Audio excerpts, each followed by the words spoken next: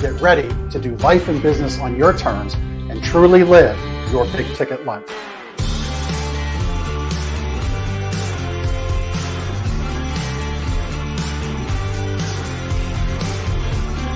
You either make excuses or you choose to level up.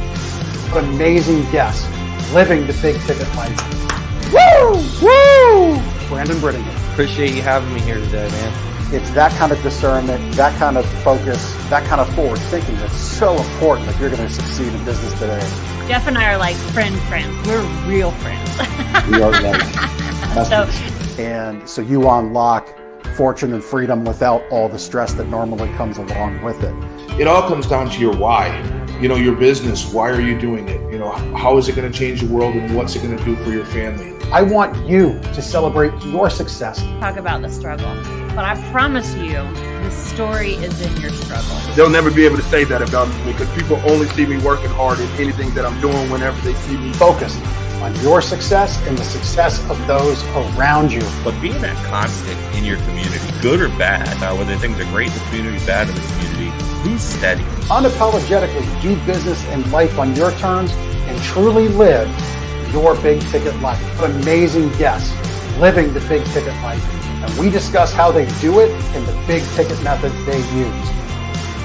The things that make your life successful so you do life and business on your terms. In and of itself, the only limitations that we really have on ourselves is the ones that we allow to be put on ourselves. And most people don't look at it in that perspective. There's nothing wrong with being humble, but there's also nothing wrong with stepping into your superpower and letting people know who you are.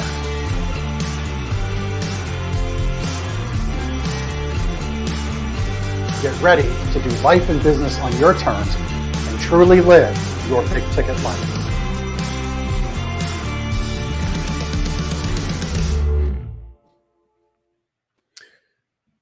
All right. Well, listen, I'm excited to bring you our guest today. Robert is definitely somebody living the big ticket life. After being 6 figures in debt, he figures it out and retires at 32. 32. Think about that if you've got a 30-year-old in your basement. 32, financially free. Certainly what I call a big ticket move. And he's been doing life and business on his terms ever since. As my friend Brandon Brittingham would say, certainly stepping into that superpower. Robert, welcome to the show.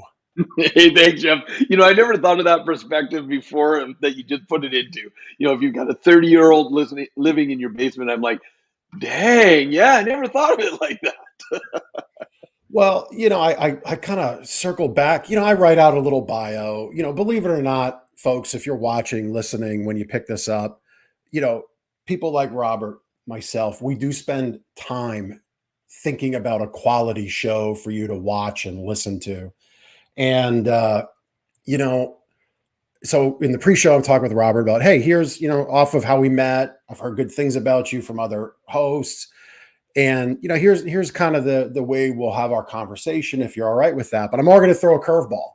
So here we go. And on that note of you figured it out, retired financially free at 32. Just this morning, I love reading Reddit and various subreddits on different niches that gather my interest because it's a great market research tool. It's a great like dig into people's mind tool. And I'm reading on the personal finance subreddit about a 30-year-old who is bemoaning life and all of the things that have seemingly, from his perspective or her perspective, I couldn't really tell, from their perspective, have been forced upon them. In other words, people chose that, but this person doesn't see it, that they have the choice to go against those circumstances, as they called. Right. So with that said, I think I just scratched your itch. How do people get around that? Well, look, here's the way I look at it, Jeff. In life, stuff happens, and you have no control of what's happening to you in a lot of ways. But what you do have control, always have control of, is how you react or respond to it. And that's a big difference right there. So as an example, and it's a formula that I was taught years ago that I use in my mind all the time. E plus R equals O, because it's not the event that's going to equal the outcome. It's the event plus how you respond or react that's going to equal the outcome. So something like that coming at me, I could sit there and go into victim mode, or I can sit there and turn around and use two very, very powerful words that I use all the time in my life, which are what's next. And the moment you go into victim role, is the world's happening to you. But the moment you say what's next, how will I respond? How can I utilize this? How can I take this to the next level? You put yourself back into the power of actually having guidance in your life, no matter what's going on. And the example I'll use of that is March 10th, 2020. I'm on a flight back from India. I just finished an amazing 3-day training. The 16 hours I'm in the air, the world changed. All of a sudden, I get wow. put into lockdown because I've been in another country. All of a sudden, all my live events around the world are being canceled. All of a sudden, 7 figures of events are gone because we don't know how long this thing's going to happen. And for the first 2 weeks, I did play that victim role. What is this Mhm. thing? What's it going to do? How's it going to work? But then my wife and I, we realized what we were doing ourselves, and we said, okay, what's next? And what we decided to do is I went from 200,000 miles a year of flying around the world a year to 0. And we said, well, we can either play these victims, or we bought this beautiful property we have a few years ago with the intention of eventually building a training studio on it so my students can come to me. We said, why don't we do it right now? Why don't we build it now instead of waiting 4 or 5 more years down the road? Love it. And of, Love and it. of course, our mind goes, yeah, but what if, what if, what if, what if? And all these scenarios come in. So, two more very powerful words that we then use is called all in. Because again, either you sit back and play the what if game and the plan Bs, and if it doesn't work, I'll do this, or you say, you know what, I'm all in. And it took us almost a year and a half, but now I'm sitting in my office. On the other side of my wall is a 1,500 square foot training center that, as we completed it, we were still going to another phase of lockdown. So I couldn't bring people in. So I said, what next? We turned it into a super Zoom room. So I've now got video walls. I've got multiple cameras where I can green screen, or I can have settings, and I can actually still do my live trainings because I choose how I respond. That's kind of the way I look Yeah. at it. No, I mean, yeah, I love the response to what's next. I would love to respond to the what ifs. I was going to chime in, but I just let you go because it's always nice to let people finish their thoughts. But you know, you touched on, well, what if, what if, what if, and the reality of that time in life. And really, we don't have to always focus back on March of 2020, right? There's what ifs that happen in your day right now, this morning, this afternoon, tomorrow. They build, and if you just let them build up, it becomes this stack of consequences that seems like a mountain Yeah, that you can't climb. yeah, And I mean, absolutely. I love how you respond. By the way, super Zoom room, man, you need to trademark that. I love it. I'm going to take a look at that. I even have a trademark attorney, one of my former students. That's all he does. He has a great company that does trademarks. And because I did a Cluemoji, a picture of me with my own emoji, and I called it Cluemoji, the company that has all those trademarks came right at us with all their lawyers. But his clients, he says, hey, I don't take you on unless and tell you we're going to trademark unless we know we can win it, and we'll battle if something comes up. Took us 2 years, but we got the trademark. So I think I like Good for that. you. Yeah. Yeah. I mean, hey, just as a little tactical side note, if in your business, if you're not actively looking to create and cement and then protect your ideas and your thoughts Yeah. and your intellectual property, first of all, you leave yourself susceptible, as Robert, you just said. But more importantly, let's shifting back into like big ticket things. A big ticket move is having IP, having assets that are Yes. sellable, things that Yeah. attract. Yeah. And a great example of that, Jeff, is right now I'm in the process of taking my 20 years of IP, and I am bringing it over to a partner company where they've designed a business app that gamifies learning business strategies through virtual games, through fantasy gameplay. So it brings real world to fantasy and then fantasy back in the real world. And as I'm bringing my IP, because I have IP to bring in, because I've done what you just said, I've protected it, I've developed it, I've designed it. And so now because of that, I'm being brought onto the board of directors. I'm playing in this bigger game with a legacy goal of we want to sell this off in the next few Yep. years as our generational legacy. And so if I hadn't been protecting that, my IP, you're right, I wouldn't even be in the position to be able to say, hey, I want in the game. And because they came hunting me down going, we need you in this game. Here's what we're doing. And I love the vision. So because I've protected it, we're able to now make that decision. So I love that you brought that up because it's Yeah. critical as you're designing. Yeah. I mean, it really is. And it is a tactical thing, but from a high level, my thing, the way I look to help people in this world is move them into that investor seat in their business where they're not the chief everything officer, as I like to call it, or Chivo, as I've marked it. It needs to be something you consistently and constantly think about, because it's a difference of getting assets and goodwill to getting multiples to many multiples. It is Yes. literally the difference of where you can take your business. But let's take a couple steps back. So how in the world does somebody get 150 grand in debt from selling pizza? Tell me that story. Well, growing up the youngest of four, and family definitely below the doing okay line. My parents taught me that no matter what you do, your number one responsibility is to take care of your family. And so find the job that's going to pay you the most and give you the most security. And that's what you do, even if you hate the job. But as you know, Jeff, there's no such thing as security. It doesn't matter how big of a company, you're just another number. And at the age of 21, when I'm being laid off from the third company, I'm a newlywed and I'm going, what's going on? I'm working hard. I'm staying loyal. And all of a sudden I lose my third job because they're shutting the factory down I'm working in. The only thing I can find for a job while I'm looking for that real job is I start delivering pizzas for Domino's Pizza. And because of my work ethic, all of a sudden, after a few months, I become a manager of a store. My wife becomes my assistant, and we start doing what we're programmed to do. We start working hard. We actually start working open to close 7 days a week. A year and a half in, all of a sudden I get That's that. rough. Yeah, but we were working together, so it was good. It worked for us, and we had dreams, things we wanted to go for. But also imagine the shock when my franchisee walks in the door one day and says, "I'm letting you know that I've decided to sell my 2 stores and get out of Domino's Pizza." I instantly went into fear mode because I'm thinking, here we go again. But now it's me and my wife about to lose our jobs because we know the new owners will come in. First thing they do is let go of the management because they want to bring their own team in.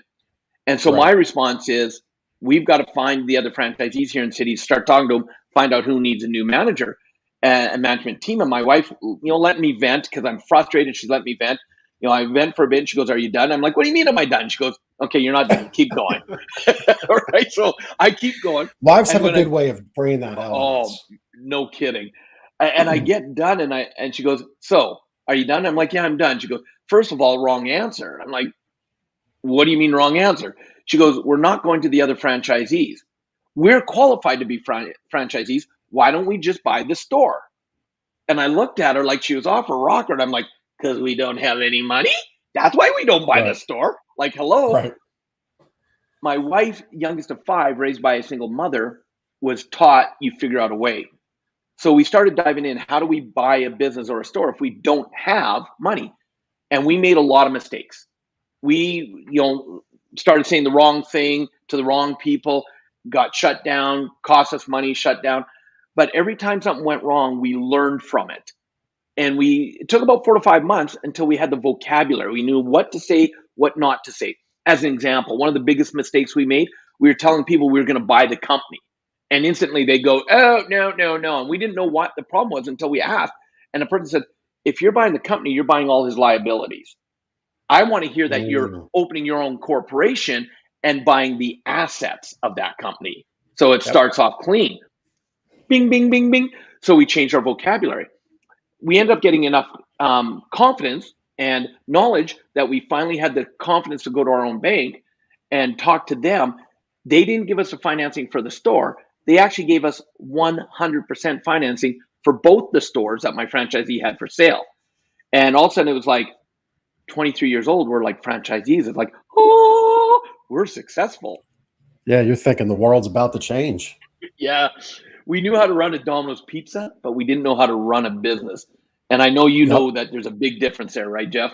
Well, that's the exact definition of a Chivo, of a chief everything officer. Yeah. You know, you end up Yeah. owning a business. It feels good. You know, you get to kind of puff the chest out and say to friends, "I'm unemployable because I own a business." But really, you're I even very bought much. a shirt that said I'm unemployable. Oh, Believe it really? or not, Yeah. I did.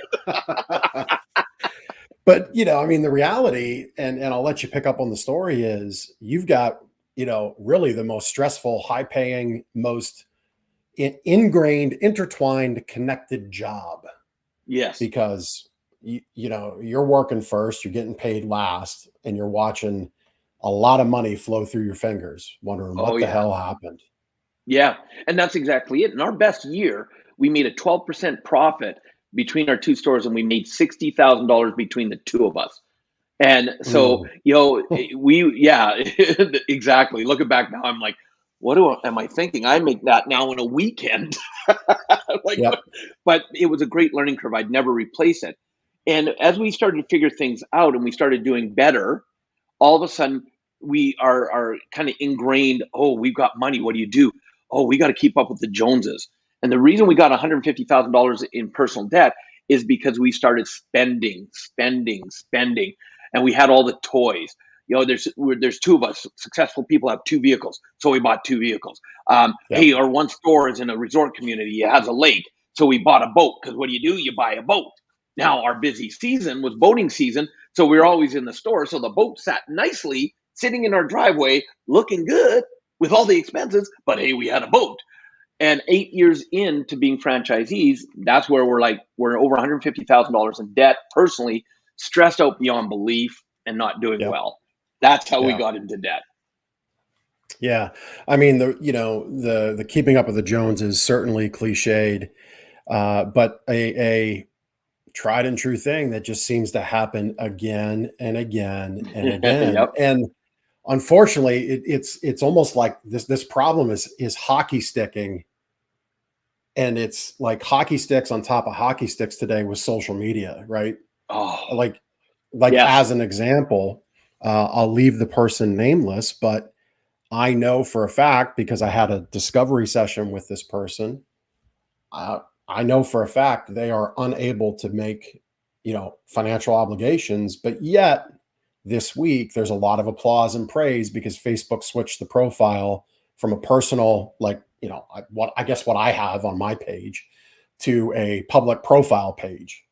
Okay. Yeah. Well, great. Fantastic. All of Yep. that and the money you don't have ain't going to pay your bills. And that's exactly it. That's exactly it. Is that instant gratification versus okay, what? And then this was the change in our life, was when we were entered into personal development for the first time, and we realized why we were in debt. But more importantly, we learned to take responsibility for the debt. Because Jeff, I'll tell you, I was one of these people that was so good at blaming others. Again, that Mhm. responding to what happens, it was like they lost my investment because they were my investor, or because of them I did this and I lost money. I was good at blaming people. So when we were taught to take ownership of it, and then the specific steps if we want to get out of debt, what to do, that changed our life right there. Is because we went from the short term thinking of instant gratification. What do I want now? I want this toy. I want that toy. Even though we didn't need it, because we wanted it, we'd buy it. To learning at, okay, what is it that we don't need right now? Sure, we want it, but we don't need it. That if I think a little longer term, I can get rid of a lot of the expenses, so I can create that financial freedom. And that Yep. switch in mindset allowed us to be able to go from that $150,000 in debt to actually retiring 9 months later at the age of 32 after a 3-day training that changed our lives. And it was like, that worked. And that put me on the path I'm on today, because I keep reminding myself, is it short term or is this long term? Is it an ego want or is it a true want? And Mm. that's the big difference right there. Yeah, I wanted a boat, but I couldn't use it as much as I wanted to. It sat there, had a lot of expenses. And so the decision we made to sell the boat, today I could buy pretty much any boat I want. But Right. looking at it now, I go, for how much I use a boat, it's actually cheaper to rent a brand new boat, the style I need for the day or weekend, than it is Yep. to buy and maintain a boat. So that's how the mindset shifts have been able to impact the way things have gone for me in life in these last 20 years. Yeah. Yeah. So you touched on it. So we shared the story of how we got into trouble, and you touched on it briefly. That change was personal development, Huge. right? Yeah. So was it a person? This goes back a number of years. So was it a cassette tape, a book, maybe a seminar? What was the change agent moment for you? You're trying to date me, Jeff. Because how many people remember? Well, I what tried to be cassette tape is? diplomatic there for a second, Yeah. right? But I'm about as diplomatic as a sledgehammer at times. Well, So and you consider if I retired at 32 and I've been training for 20 years, I think people can kind of figure out my age anyway. So it's all good. yep. I chuckled because I remember my brother-in-law coming to me the one time, and he's got this box. He goes, I just got these 24 cassette tapes of this guy called Tony Robbins. You got to listen to this. And Yep. in my ego mind, because we're young, we're successful at the moment, I'm like, I don't need that stuff. I don't need to listen. But under the stress, yeah, we were introduced to a 3-day training by now one of my greatest mentors, T. Harv Eker, and his book, Secrets of the Millionaire Mind. Yep. We went to his 3-day training. That's what was a catalyst that changed our life. And when we saw the change it had, that's where the moment my wife and I retired for the first time, we said, if this little information gave us this much result in our life, what would more introspection, what would more work on ourselves do? And we actually spent 2.5 years being students in as many seminars from as many people as we could. Because one of the big things I believe in as well, Jeff, is that don't just learn one way. Don't just learn from one person. Get and learn from as many masters as you can, because even if you only take one nugget of gold away from them, it's worthwhile.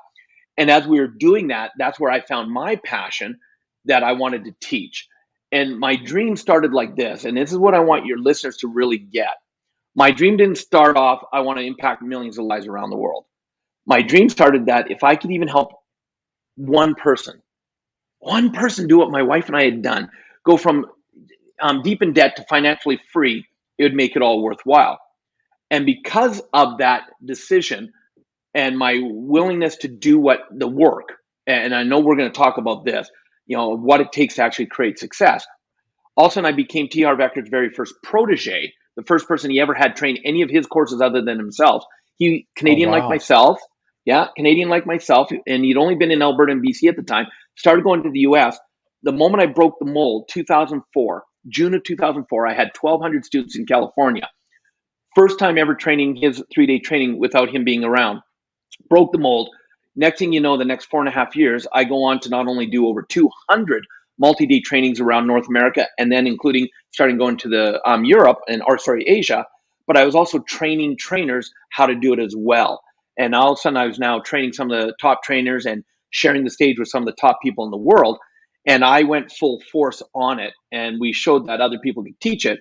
And because I was teaching it constantly, it kept ingraining it in me, which kept elevating my life. So that was kind of the catalyst that jumped me from where I was to where I am. And as of today, I've now personally taught over 500,000 people around the world in live trainings, anywhere from 3 to 5 days long, anywhere from 100 people at a time to 6,000 people at a time, where I'm on stage up to 12 hours a day. And I've done over $100 million in sales from the stage in that time as well. Fantastic. And it started with if I could help one person. Yeah. Yeah. I mean, utterly fantastic. And, you mentioned it, and I'm not sure that people pick it up, but I'm going to let's dig into it. So you were T. Harv Eker's first protege, first person to go train his concepts, his theories without him being present.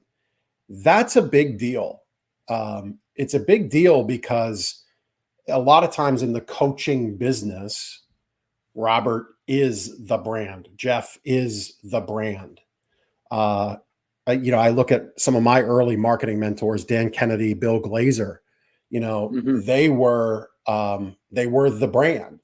And Bill did a very good job of building it up beyond what Dan wanted in his personal, for his personal ethos of business operation. And then Bill sells it, and the companies that bought it, well, first and foremost, they didn't even really realize what they bought. what they thought they bought was a publishing company. What they really bought was a personality driven business. And they immediately got rid of Bill in a 2-horse show. They shot one of the horses basically. And it was a terrible thing. So what you just touched on about taking a thought leader, taking their principles and going out and teaching it, speaks to the principles. It speaks to the leader, and it speaks to you to be able to convey it with confidence and give people that result. I mean, again, Right. a little more of a tactical thing, but I think it begs some discussion because as people are looking to impact change and build something, and I'm like that visionary, man. I love building things. But I've in the last handful of years really focused on building them for beyond me. Yes. Now, maybe that's beyond me daily, or maybe it's beyond me entirely. I don't know, but it's not me every day, which is back to the everything officer thought. So I love that. So like that first weekend, was that scary? What was running through your mind that first time out on your own without your mentor and your, as the wind in your sails, so to say? What was that like? Well, dude, right now I got goosebumps. Because for the previous 2 years, I had actually been working, volunteering, learned every part of logistics. As I became a trainer, my wife became an event supervisor. She was the one running the scenes behind, and so I knew I was being taken care of, and I knew I had the space to do what I needed to do, be on stage. And so, because I was surrounded by phenomenal people, and again, I put in the work, relentless preparation, and even every break, every second I had, back in my notes, studying, preparing. So because I had put it in the work, I knew that, okay, everything isn't going to go perfect, but I'm going to be present with my audience. I'm going to make adjustments as we need to. And because I knew the systems, I knew the information, I had practiced. It was phenomenal. And the team behind me was just so phenomenal. The CFO of the company, because lifetime childhood friend of Tia Harvecker's, because Harv wasn't going to be there. He said, Jeff, I want you to be there. I want you to be there just to observe. And so he was there for the training. And before I started the training, he said, Robert, I want to give you something. I said, what's that? And he said, the staff and I at the office, we went together and we wanted to get you something as a good luck token and a way of just acknowledging what you've done. And it was a silver 50-cent piece, a Canadian silver 50-cent piece. And they said, we want you to have this as a reminder of what you're adding, the value you're adding to people. Today, I still have that right here in my briefcase. It goes to every training I have. It's with me 20 years later. And at the end of the event, because one of the stories I'd share on stage, I talk about, hey, wouldn't it be cool to walk into Domino's Pizza, buy a Big Mac, sit down at a table and pull out a bottle of Dom Perignon just to, add kind of excitement to your life. Well, at the end of the event, the staff, the team that was there, went together and they bought me a bottle of Dom Perignon. And I have that sitting down in my wine cellar because there's going to be a special day. I'm going to know when the day is, and we're going to pop that puppy. And, so having that kind of amazing team around me made all the difference in the world. It by no means was just me. And I want people to understand that, because that's something because I've now been blessed to train thousands and thousands of trainers around the world. One of my number one goals, as I tell them, or rules, is I say, I don't care how great you are. If you don't have an amazing team supporting you, you'll only ever be at the most 50% as effective as you can. And so many people go into their egos, and it's like, no, it's all about me. Yeah, go with that. And so that's the symbolism. I love it. That's the symbolism of the 50-cent piece, right?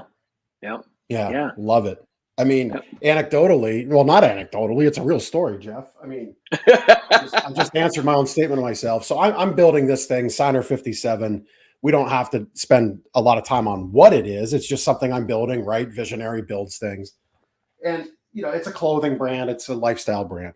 And, I know it's something very cool. I know I can see where we will have momentum, and it's not me. That's because right. I know where my constraints are. And I was fortunate to have somebody who is a business connection, business friend. They did some website work for me. He got wind of what I'm doing with it. And he's like, I'm all over this. I love it. And his technical skills in the digital space are a big void for me. And it's that we aspect. And you touched on it. Like a lot of people. So how, there's, by the way, he's been working hard, pushing the levers and bells on this one because I'm Yep. jazzed up on this episode. Chris Stone from castahead.net, fantastic partner for me. Again, we, not me, fantastic partner. If you're into anything podcasting or live streaming like this and you need a resource, he is definitely somebody to check out. And his contact info is in the show notes where you're watching or listening. But a lot of people, their ego would stand in the way of that casual reach out that Yep. I had from my friend Matthew. And it was, here's a thought. And a lot of people's ego just dismisses that. Why is that? Well, because think about how we're raised and taught in school. Figure it out on your own. Don't dare copy someone else. That's cheating. Don't ask for help. That's cheating. So you wonder why after 18, 19, 20 years of this being drummed in your head, you come to the real world. And even if something great's presented to you, you go, no, I can't get that help because I'd be cheating. I don't want to be a cheater. And it's so ingrained deeply, you don't even realize this is going on in your mindset. And so one of the greatest gifts you can give yourself is go, you know what? I'm going to dumb it down. I'm not all that in a bag of chips. I'm just me. And there's things I'm good at and there's things I'm not. And so then be willing to be open to partnering. Well, but Robert, if I partner with someone, I get less. Yeah, I'd rather take less of a lot than 100% of freaking nothing, So, and that's it. Like I've got an amazing partner now where, for 18 years, I've been doing, contracting out and doing hard work. The pandemic changed that. So now I'm working on my stuff. And a gentleman I've trained with for 15 years around the world, impacting lives, the two of us just naturally came together and said, how can we keep being of service to people? And now we're actually helping people create. And we're having a blast, like two little kids in a candy store. And we're bringing on clients for 6 and 7 or for 5 and 6 figures, creating content for them to sell. And we're the ones showing them how to do it and just having a blast going, can we have this much fun and make this much money? And he's got brilliance I don't have. I've got brilliance he doesn't have. And so it makes that perfect pairing. And my wife had asked me, and it's funny, his wife had asked him the same question when we first decided to partner up. Why are you guys partnering with each other? Why don't you just create it on your own? And I said, because on my own, I could create something awesome. No problem. Yeah. But together, it's phenomenal because our brain cells start firing together and what you create. So quit trying to do it on your own. Go out and find the partnerships. Go out and create it. Not thinking that it's always going to be easy. You're always going to have great partnerships. That's life. But if you don't try, you're not going to know what works, what doesn't work. You're going to just keep banging your head against the wall doing it on your own. And that's only going to keep you playing small when you don't know how big you can play and what the universe is waiting for you to show up as. And so, you deserve to be able to shine your brightness. And I love that you have the Phoenix. That's why I'm wearing my favorite shirt, my Phoenix shirt, because when you rise out of the fire, man, that's the whole thing. Yeah. Yeah. Now, I mean, the partnering, you mentioned it a few minutes back about your first weekend on your own, and the CFO was there. Again, a touch on moment, but we'll dig in deeper about the team. And a lot of great companies have those teams. I've seen time and again, people look at the big dog in their niche and they're like, oh, I'm going to be like that guy. And then you ask the questions and you say, well, are you willing to have a team around you, a CFO, a COO, a chief marketing officer? And if you can't, listen, if you can't afford an office with 7 C-suites, that's fine. There's a whole other way to work. There's virtual assistants. I'm actually bringing them on. You might see me making some notes as we go through our show. What I realized to continue to promote my show is I can't just drop a 1-hour recording on the world and expect them to watch and listen. What an egotistical thing. I mean, even really I don't know, does Tony Robbins get millions and millions and millions of people to watch 1 hour of content at a time? Probably not. Right? It's just not the way we work anymore. So we got to kind of microdose, right? We got to drop these nuggets in. We got to catch people with moments that grab them. Yes. So while I don't have a chief officer of digital remarketing of content, I don't know if that's even a title, but it's what I need. And so Yep. next week, my VA comes on board to slice and dice those things out. And we'll be able to push out more of what we do here and get more from the effort and scale the effort. Oh, And, my VA has been a and lifesaver to me. yeah, Lifesaver. yeah, Yeah, I totally agree with it, and that's it, and those are the keys. And I'm going to kind of put it to this. One of the biggest questions I get people from the stage when I'm on, they'll go, "Well, Robert, I love what you do. How do I do what you do?" And I look at them in the mm, face and I say, "If you want to do what I do, you've got to be willing to do what I do," which means the unsexy, monotonous as hell behind the scenes work to be ready to be on yep, stage, the willingness to work on myself, to realize that I've still got a lot of work to do on me, and the willingness to say there's things I'm terrible at. Who can help me? And being willing to be vulnerable enough to ask for that help and then accept yep, that help and be willing to pay for that help. It doesn't always have to be pay this way. It could be in exchange for value. It could be in a partnership. It could be so many creative ways to do it. But that's what it takes to get to the stage of doing what I get to do. And it's not like, even I've got a next weekend on the July long weekend, I'm going to be hosting a live virtual event, first time doing this event virtually, and I'm going to have thousands of people on the line watching throughout the weekend as I do this training. And do you think I'm going to be able to do that on my own? Hell no. I'm going to right, have a team in Asia that's going to be logged into all my laptops in my super Zoom room that are going to be able to do that remotely, so I can have 49 for Zoom, 49 different people on each of my screens, so I can see hundreds of my students.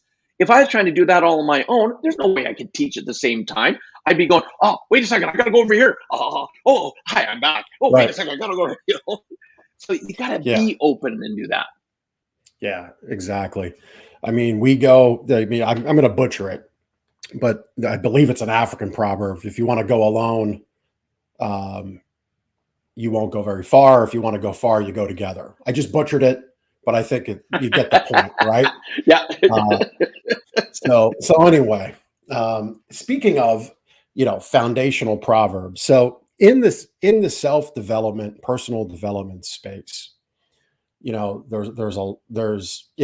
a business that if somebody decides they want to be in the business, they can declare it. And Yep. today, technology and devices, it's easy to do. And I'm not here. Maybe somebody has the gift and they just need to uncover it. I want to get into that a little bit, but first, so we've all got gifts to give. And I think in the personal development space, as best I can tell, and I've done casual research, not as much as I would maybe like to, but it's also not, I don't consider myself a personal development coach. So it's not something I dedicate time to as far as researching this. But I look at Maxwell Maltz, author of Psycho Cybernetics, Okay. and I look at that as like the foundational bedrock piece of work on personal development. I think if you look at everybody that's come since, when he's 30s and 40s guy, if you look since, a lot of it can be boiled down to Maltz. And one of his famous things is we came into this world to succeed, not to fail. And his gift was to codify complex ideas very simply. Yeah. So why do people, and I'll throw the question to you, why do people have such a hard time with that? Why are they feeling like they have to fail or don't have a choice but to fail instead of, I mean, if you really think it from a biological, physical aspect, you've got like a 1 in 7 trillion chance of becoming a human being on this earth. So there's Yep. a lot of predetermination Yep. for Yep. you to be here, a living, breathing being to succeed. I'll let you pick that up. Well, and again, it comes to that program and what we've been hearing and seeing and experiencing as we've been growing up. And from traveling all around the world, all the different cultures, all the different upbringings, all the different religions, all the different beliefs, all of that combined, there's one common denominator I've seen that holds people back all over the world. And that common denominator is low self-esteem, lack of Mm, self-belief. And it's because it's been so ingrained in us. And you know, even as we're talking, I'm looking over the shoulder, the book on this side, and it's Bill Bartman. The guy was known as an unknown billionaire, and this man was amazing, and he delivered a ton of value. And why? Because growing up as a kid, he had such low self-esteem that he was bullied all the time, and he had his choice. He could have shut down, or he could say, I'm going to make a change. And so we get this conditioning coming up, and then when we get older, we get overwhelmed because we're so caught up in our thoughts of, okay, well, I do have a dream, and that those what if scenarios come in. What if it doesn't happen the way I thought it would? What if it takes longer? What if it doesn't succeed? And so we actually self-sabotage and get overwhelmed. Or we go so far into the future of, well, this has happened to me and that has happened to me, and we go into the victim role. Because of this, I wasn't able to do that, or last time I tried it, I failed. So what makes me think I'm going to be able to do it this time? So we get caught up in either the so far in the future or so far in the past. No wonder we doubt. No wonder we sabotage. No wonder we struggle. And so what I tell people is the biggest thing you can do for yourself. Take that deep breath in, come back to present, and ask yourself a simple question. What is one step I can take in the direction I want to go? And if you want to really kind of have fun with this, Jeff, here's a cool thing. I like to mess with my mind. I don't know if you do like messing with your mind, but I love messing with my mind. And I will sit there and I'll keep setting my one step simpler and simpler and simpler until my mind goes, oh, that's too easy. It can't work. It's not going to happen. Because now I know I'm on the right track. The moment my mind tries to tell me not to do it because it's too easy, I know I'm scaring my mind that I'm about to change. And so what I tell people, because you're creating a habit, make it so simple that in the beginning, your mind is saying it can't be that easy. Because that's been one of the biggest blockers. You know, when I wrote my book, and one of the things I tell people is I could have wrote the book with all the science, all the quantum physics behind it, and it would have been 1,000 pages. And you probably wouldn't have read more than 5. But I broke it down into 6 simple steps, a much easier read, a funner read, a workbook. And I tell people, don't let the simplicity fool you. Because I know that people start reading it, their mind's going to go, it can't be this easy. And they'll use that as a reason to shut down. And so keep it simple is the way to have the success. The failure comes from overcomplicating it or having the fear that it's not going to work. Simple, one step at a time. Yeah. I mean, I definitely subscribe to that same belief. For me, I kind of phrase it in my mind, at least 1% better today in each thing I'm involved in, and it compounds, right? Yep. It just continues to build. You know, you've touched on doing the work. It is the unsexy. It's not the glamorous. You certainly get no shares, no heart emojis. You know, you don't get any of that, right? Facebook doesn't come and change your profiles over, you know, for you. You know, you don't. Well, you do get the blue check if you actually do the work. You know, I'm involved in a business networking mastermind called Apex. And inside of that is a kind of a self-led course called Building Your Machine. It's all around doing the work. And it's interesting because you have people who are on, you know, they are successful. No, you can't argue that. They are 100% successful. They can write the check. They've got the family, they've got the boats, and it's not all on payments, right? Yep. But then they ask the question, well, how'd you get that blue check? And then you ask, well, it's inside of Building Your Machine. How long have you been around this world? Yep. And it's 2 years or 3 years or 9 months. And the reality is the program is it's like a 6-month program. So in that regard, they chose not to do the work. Yep. Right. And this unsexy stuff. I mean, one of my biggest things that you said, messing with your mind. One of my biggest things is I overcomplicate things to where it becomes that mountain that sucks to climb, and I just don't like it. And you know, it becomes a problem. And I've just decided, you know what? It's not as hard of a project as you've made it out to be in your mind. Are you and I related? Yeah. Sounds like you've dealt with that. Sounds like you work with people on that. Yep. And that's the reason I'm able to help them, is because I've gone through it myself, and I continue to go through it myself. I am a world-class procrastinator. You probably haven't been a procrastinator that is as gold medal standard as I am. And I used to battle that. I used to fight it. I used to beat myself up over it until I realized, you know what? It's part of who I am. So I can either fight it or I can work with it. And that's why, Yep. one of my quotes I designed is, I design my day in such a way that procrastination cannot play. And what that means is I haven't had to work for money for 20 years now. So why do if I don't have to get up in the morning, I'll sleep in. I don't, I don't, I'm a good procrastinator. So that's why on purpose, what will I do? I will actually book my trainings, my podcast interviews, my coaching calls, all first thing in the morning, because the moment I commit to someone else, I'm up. And once I'm up, I'm good for the day. Yep. So instead of beating myself up over it, I utilize it to work in my favor. And that's one of the differences. That's why doing that work behind the scenes on yourself is so important. Understand who you are. Understand your goods, your bads, your uglies. My 3 R's in my name, Robert Raymond Riopel, and you see it on the screen there.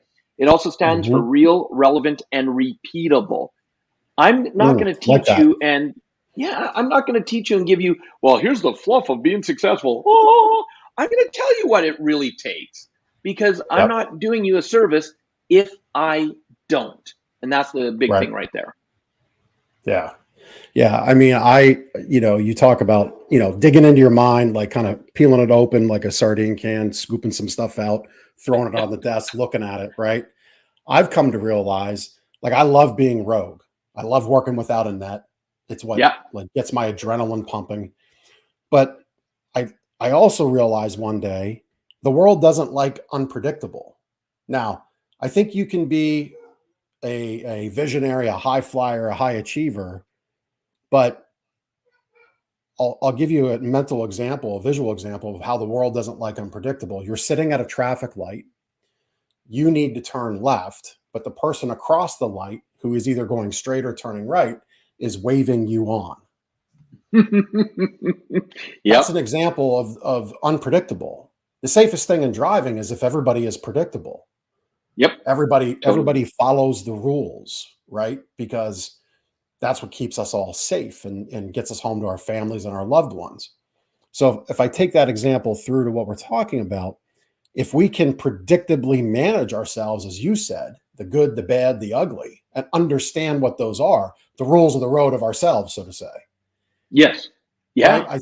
I think we become I know, if we can understand the rules of our own road, what's in our own head, we become a better person, and we achieve our goal, and we get to our goal far easier, far faster. That's totally agree. That's what I think. Building on what you said. Yeah, and I totally agree with you. And that's why the working on yourself, it starts with you before you work on anybody else. You have to really, and it takes courage. Look, let's be clear on that. And you know this, Jeff. It takes courage to be willing to look at yourself and say, what is it that works for me? But more importantly, what is it that's not working for me? And once you identify, and you do this without attachment, without chastising yourself, without beating yourself up, without judgment. You just say, what doesn't work? And I invite you to sit down and just write a list. This doesn't work, this doesn't work, this doesn't work, this doesn't work. And then from that, you turn around and you say, okay, so understanding that, what can I do different? Well, this, a partner can help me. This, a virtual assistant can help me with. I hate doing this. So yeah, definitely have someone else doing it, because it sabotages me every time I think I have to do it. And so it's giving you that willingness to then take that next step. And that's, again, why having yourself surrounded by amazing people is so important. And look, my wife even sent me something yesterday on Facebook. She forwarded me a messenger, and that it gave me a paradigm shift in my perspective, because we always talk about surround yourself with the 5 people, and most people who you're surrounding yourself, they're at your level or lower, and that's why you're not going any higher. And that's kind of how I've lived, is like, who do I want to surround myself to keep going up? And this person came up, and I got to look back at the video because I want to give credit where credit is due. He said, but think 33. He says, if you're only surrounding yourself with people greater than you, then that's not going to work long term. He says, you want to have 33% of the people around you, people that aren't as well off as you are, so you can assist them. You can help from your perspective, bring them up. You want to surround yourself with 33% of the people that are at your level, so you can be able to keep enjoying life, interacting with people that know where you're at, having fun, all that. And then 33% of the people are people that you aspire to get to, so that you have the drive of what you want to go for. I watched this, and it was a TikTok, and it was 30 seconds long. And all of a sudden I'm like, holy shit, am I going to do stuff with that? Because that is Yep. so true. And how many years have I been saying 5 people, 5 people, 5 people? Now it's going to be, I'm Yeah. going to go by the 33% rule. Well, I love that. I have not heard that, so thank you for sharing it. I mean, I love it because in our intro video for the show, be interested in your success and the success of those around you. Well, that's the rule of 33. Interested in your success is the 33 above where you're at. Mm-hmm. And then the success of those around you is those at your level and under your level, Yeah. and pulling them up. And Yeah. man, I love that. I really, really, really love that. So as we approach the top of our hour together, we called this Already? episode on. I know, right? Like it flew by. But we called this episode "Unleashing Your Authority," and I guess my question to you on authority is, where does somebody find that within themselves and then bring it forward? Yeah, I believe the greatest gift that anybody can give this world is to be themselves and be authentic. And notice authentic and authority tend to start with the same things. And Right. so when you're yourself, people are either going to love you for who you are or they're not. And kind of the cool thing is if people love you for who you are, that's awesome. If people don't love you for who you are, that's awesome. Because think about how much, and I'm only going to speak from my own experience, when I was that world-class people pleaser, how much time, money, energy I spent and expended trying to be someone else so that people who wanted me to be different would like me. The moment I realized what that was, the weight that was putting on my shoulders, and I let it go, all of a sudden my life changed. Because with over 7+ billion people on this planet, not everybody's going to like you no matter how much you try. And so now when I work on being me, the people who appreciate me for who I am and don't want me to change are the ones that are attracted into my life. And those are the ones that want to become friends, clients, because they're going, I like your style. Instead of me going after a client going, oh, please, please, please. Oh, please, I'll do this for you. I'll do this for you. Yeah, I'm exactly what you need. And and you wonder why they look at you like, get away from me, you freak, right? And so authority means being authentic. And people can have more knowledge and experience than you, but make less money if you do the work. You find a way to make sure that you're following systems that are proven in marketing. Look, you even said it. You had mentors in marketing. So who do you have as a mentor to help you have more success in your life? Or are you trying to figure it out on your own? Again, going back to that, quit trying to do it on your own. So being that authority means starting with you, being an authority of your own life, finding what you're good at, and then bringing that out even 1% at a time to the world, and watch how that positions you. It'll kind of, it even today, it surprises me of who's attracted into my life because of my quirkiness, my goofballness, who I am. And I just love to have a zest for life.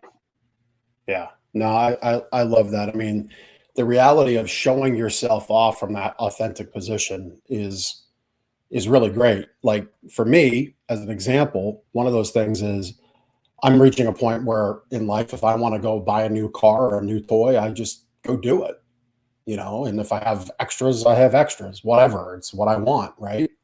Yeah. And the reality is my next new thing is not going to be what social media would say is the recipe for success, right? The 2-door sports car. Not at all. Actually, the next thing is going to be a mid-90s F2 or 350 diesel truck. Oh, yes. Long bed, I'm a truck guy. long bed, super crew cab. Why? Because I love it. I love it. Yep. And I'm going to buy a mint one that I can drive as a daily driver. And that's because it just complements everything around my own personal life. I mean, I'm a big guy. I'm working on my weight. But even if I drop 50 pounds, jumping into a McLaren or a Ferrari is still an uncomfortable experience for me. It just is. Yep, right? Absolutely. But stepping up into a truck is more. It's like it jazzes me up. It's what I want to do. It's what I Yeah, want and in the driveway. I think you and I have a lot in common. This last weekend, my wife and I, we went to Crownland camping. We disconnected to reconnect. And when we do the camping, we take our quad with us. We get together with family. We have side by Yep. sides and quads. Go through the bush, get dirty, get muddy, and we just Yep. have a blast, sit around the fire at night, and just enjoy life. And you Yep. know that's the lifestyle we want. I'm like you. I look at these sports cars and yeah, maybe one day to rent one and have fun. Okay, but for me, I like my big truck. I like having like my Jeep, and I like going camping. I love getting on my quad. I love Yep. getting into a side by side and just going out and enjoying nature. It's pretty cool. Yeah. Well, I mean, you saw in the intro the pictures of my campsite and Yep, I cigars and did. bourbon by the fire. So yeah, I mean, we're definitely on that same page. Yeah, I mean, for me to throw up pictures of a sports car or even a fancy boat, I mean, it's just not contradictory because smart people and realize your customers are smarter than a lot of business owners give them credit for. Well, absolutely. But They I would, will say though, Jeff, that if it is congruent with who you are, one of my mentoring students, he actually has a 54-foot yacht, and he does his Mhm. mentoring on his yacht. And I'm like, Oh, so that's sure, life authentically by who you design. are. That's right. So that's authentically who you are. So utilize it because he Yep. loves the bling. So, but that's authentically him. So that works for him. Yep. But yeah, going to your point, someone who sits there and maybe they've got a 91 Toyota that is falling apart because that's the only car they can afford, but they're trying to make it look like because they go to a dealership, take a photo with a Ferrari to say, hey, look at my life. That's inauthentic. So you know some people that have done that too. Yeah, Um, just a and it few. happens. It's a real Yep, thing. it is. So yeah, no, I mean, where I was going with the cars and the boat is, and on customers are smarter than we give them credit for is, when you're building your authentic self, and that's really sharing. Social media is meant to be social. So share the good, the bad, the uglies, as Robert Yes. you touched on and shared. But smart people would say, well, when are you in the boat if you're up at your campsite every weekend? Yep. Are you driving that sports car to the campsite? Like it wouldn't be congruent, That's right. Exactly. right? Exactly. And it wouldn't be. It's just not like I have no desire for that stuff. I just don't. Even though I can, I don't. So yeah, I love how we touched on that. So you've got a lot of things going on in your life of how people can connect to you. Talk about this app, this gamification of personal development and habits, and how people connect to that, because I think that's probably the best way for people to connect with you. If not, share how. Well, yeah, the easiest way is what you guys have already put up on the screen is, if they, as a gift from you and I believe our time is one of our most precious commodities. And I'm in my give back phase of my life right now. So I wrote my book, an international bestseller, Success Left a Clue. Launched it back in 2017. And if people just go to robertriopel.com, they're actually going to be able to download the entire digital version of the book as our gift to them for taking their valuable time and listening to our interview. And Awesome. so when they do that, there is a caveat though. I didn't write the book for people to put it on the shelf and make it shelf help. That doesn't help anybody. So, oh, good, you got my joke. Thank goodness. I did. Yeah, I I like that one. That's a good one. of the 6 steps, step number 3 is take action. By far the biggest difference between successful people and non-successful people take action. So if you download the book, I wrote it as a workbook. There's action steps all the way through. And being the goofball I am, I even say things like, hey, did you do the last action? If not, stop reading right now, go back, do the action, then continue reading. And I'm going to make a guarantee here. If your people go and they download the book, they read it and they do the action steps, their life will change.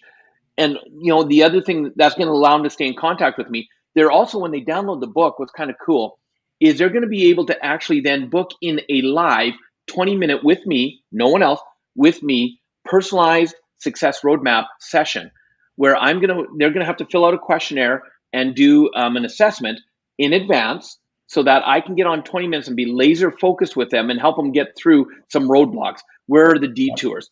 I don't sell anything to them. I'm there 20 minutes to just be of sheer value to them. And so if they download the book and book in that time with me, then we're going to take a journey and I'm going to show them how they can go forward. So that's the best way to stay in touch with me. And I'll be able to let them Love know it. about Business Empire, which is the name of the app. It's just now soft launched. oh, it's going to be killer. It's already amazing. We're continually updating. So Fantastic. And listen, do not dismiss 20 minutes with somebody like Robert. You know, when you prepare intentionally, as he has you do, you can do a lot, because you're not going to, I guarantee you, the call's not going to start out with, how's the weather? You know, gas prices suck. It ain't going to start like that. You're going to come in at 50 miles an hour and take it to 100. Well, in Robert's case, kilometers an hour, and take it to 100. So, and Jeff, I'm glad you put that out there too about the preparation, because I will be very upfront with people. Their time and my time is very valuable. So if I come up to a call and I see that they haven't answered the questionnaire or this one word answers, I will cancel the call, because I don't have time to sit there and say, tell me about yourself. I want to be able to sit there and go boom, boom, boom, boom, boom, and just give as much value as I can. Yeah, absolutely. Absolutely. Robert, man, this has been a joy. I didn't even touch on this, but as a fellow Canadian by birth, oh, nice. This has been a pleasure. I was born in Ontario, so nice. Yeah, we have that connection. But man, this has been a pleasure. I really enjoyed our interview, and I will say you are the first of my Podmatch guests. And what an ambassador and great stamp on the community there. I think what's being built there is very cool too. So, oh, love it. I love Podmatch and all the amazing people like yourself I've been able to meet. Yep. For sure. Yeah. Yeah. So, hey, this has been great. Thank you so much for your time and pouring into the audience as you have. I really enjoyed it. Thanks again for joining me. It's been great. My pleasure. And thank you for having me, and anytime. Yep. All right. Well, we'll see you next time on The Big Ticket Life. Take care. Thank you so much for taking the time to listen to this episode of The Big Ticket Life. You've heard from another amazing guest living their own big ticket life, and now it's time to live yours. First, I'd love for you to take me up on my free gift to you.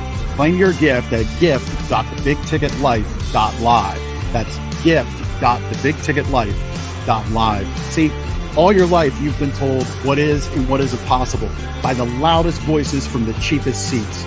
It's time to finally do life and business on your terms. Sure, you've heard similar things, but without clarity on what can be done, it's easy to have your customers, employees, maybe even partners, and your spouse keep you from truly living a big ticket life. My big ticket methods shift you into that investor seat in your business, away from commodity and away from competition, into a market of one, so you can finally live your own big ticket life. So my gift to you is for you to book your discovery call today, where we'll uncover first the Chivo behaviors, those chief everything officer behaviors that hold you back, and why moving into the investor seat in your own business is critical. 2, we'll uncover the premium position that's up for grabs right now in your market that you're missing out on. And 3, which big ticket methodologies are just waiting to be dropped into your business to explode your sales and profits. So again, thanks for listening to this episode. I'd love for you to take action right now. Accept this gift. Book your call. Go to gift.thebigticketlife.live. Again, that's gift.thebigticketlife.live.